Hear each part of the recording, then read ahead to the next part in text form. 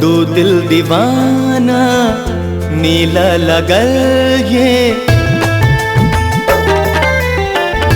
दो दिल दीवाना मेला लगल ये, अरमान दिल के खेला लगल ये, गावा लगल ये प्रेमक तराना, साजा लगल ये सपना सुहाना। सजनी ये सजनी सजना सजना दो दिल दीवाना मेला लगल ये, अरमान दिल के खेला लगल ये, गावा लगल ये प्रेमक तराना, साजा लगल ये सपना सुहाना। सजना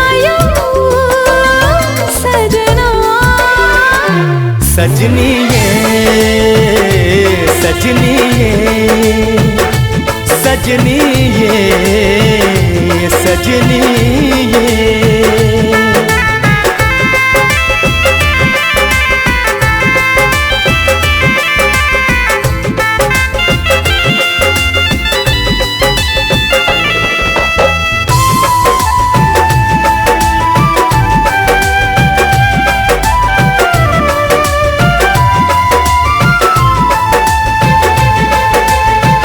पहले पहले बेर एना लागल ये, जेना धरती पर चान उतरल ये।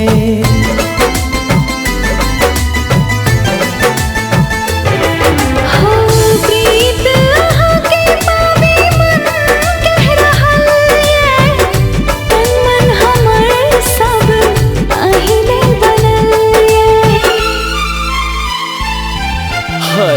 को न कहो किछ कहल न जाइए, अहाँ बिन पल छिन रहल न जाइए। दूरी यहाँ सा सहल न जाइए, रात हमारा सूतल न जाइए। सजना सजना सजनी ये सजनी ये सजना सजना